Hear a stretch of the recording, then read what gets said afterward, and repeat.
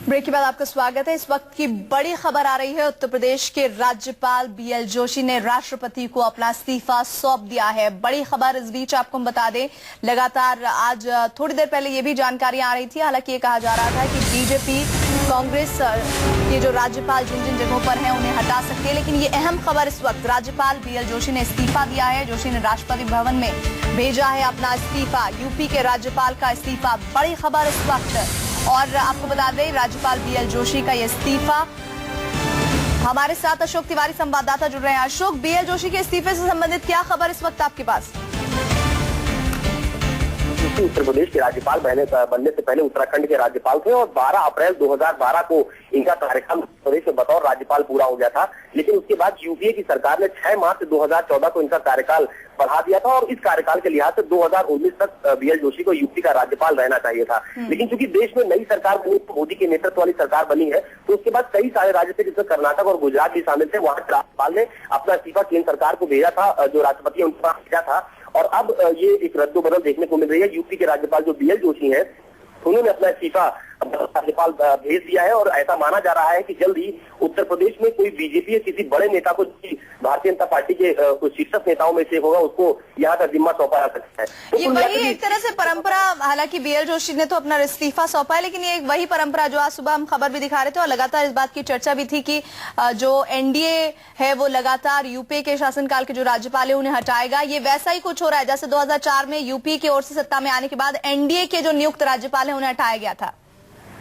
बिल्कुल सही बात है। जब भी देश में कोई नई सरकार आती है तो निश्चित तौर पर अपने जो निकटस्थ लोग होते हैं, जो उनको राज्यपाल के पद पर तमाम सारे राज्यों में भेजा जाता है। और जहां तक उत्तर प्रदेश की बातचीत है तो उत्तर प्रदेश में बीजेपी का इसमें पूरी तरह से फोकस है। और जो ये बीएल जोशी है, ये सोनिया गांधी काफी निकटस्थ माने जाते थे, कांग्रेस के जो शीर्ष नेता है उनके काफी निकटस्थ माने जाते थे और उसकी वजह से इनको यहाँ यूपी में राज्यपाल बनाकर भेजा गया था। लेकिन क्योंकि अब देश में सरकार बदल चुकी है और उत्तर प्रदेश पर खासकर बीजेपी का फोकस है, क्योंकि जिस तरह से उत्तर प्रदेश से 73 सीटें भारतीय जनता पार्टी को संसद में सांसद के रूप में मिली है, तो उस लिहाज से भी अब यूपी पर ज्यादा फोकस कर रही है जो बीजेपी की सरकार है। तो ऐसे संकेत भी मिल रहे हैं कि जल्दी उत्तर प्रदेश में बीजेपी या कोई खास जो शीर्षक स्तर का जो नेता होगा, बड़ा नेता होगा, उसको यूपी का राज्यपाल बनाया जा सकता है। तो ये एक पुरानी परंपरा है, जब भी देश में सरकारें बनती है तो उस तरह के रद्दोबदल सामने आते हैं। और जहां तक राज्यपाल बीएल जोशी के इस्तीफे की बातचीत है तो इस पर फिलहाल जो है वो पुष्टि हो चुकी है इसकी। राष्ट्रपति को अपना इस्तीफा इन्होंने भेज दिया गया और ये बताया जा रहा है कि इनका इस्तीफा फिलहाल स्वीकार भी कर लिया गया है। तो एक बड़ी घटना उत्तर प्रदेश में, खास उस समय जब उत्तर प्रदेश में अपराध चरम पर है,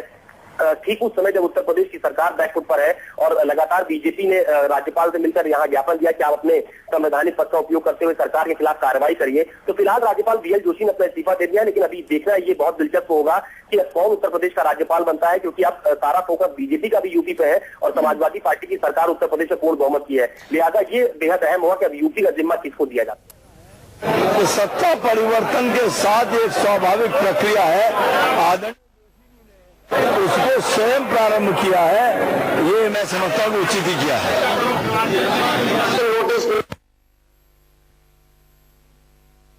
कांत वाजपेयी को आप सुन रहे थे, जो इस वक्त बीजेपी के प्रदेश अध्यक्ष हैं, जो ये कह रहे थे कि जोशी साहब ने इस बात की शुरुआत की है और खुद अपना इस्तीफा सौंपा है राज्यपाल ने राष्ट्रपति को। लेकिन इस बीच अशोक, और भी राज्य हैं, पश्चिम बंगाल है, केरल है, गुजरात है, राजस्थान है और साथ ही साथ महाराष्ट्र है, जिनके राज्यपाल, इनके अलावा त्रिपुरा भी है, वो कांग्रेस के समय में हायर किए गए हैं और मुमकिन है और कांग्रेस से ताल्लुक भी रखते हैं। इस तरह के इस्तीफों का जो सिलसिला है वो भी शुरू हो सकता है आपके।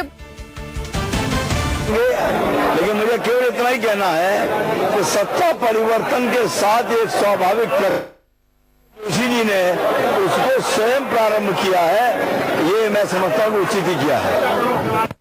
सत्ता परिवर्तन के साथ ये स्वाभाविक प्रक्रिया है जिसकी शुरुआत बीएल जोशी ने की है। बीजेपी इस बात को मान रही है, लेकिन ये जो परंपरा है, अब इसका जो असर है वो पश्चिम बंगाल, केरल, गुजरात, राजस्थान, त्रिपुरा, महाराष्ट्र में भी देखने को मिल सकता है। लेकिन बड़ी खबर इस वक्त उत्तर प्रदेश में बीएल जोशी ने राष्ट्रपति को इस्तीफा सौंप दिया है। बहुत बहुत शुक्रिया अशोक हमारे साथ जुड़ने के लिए।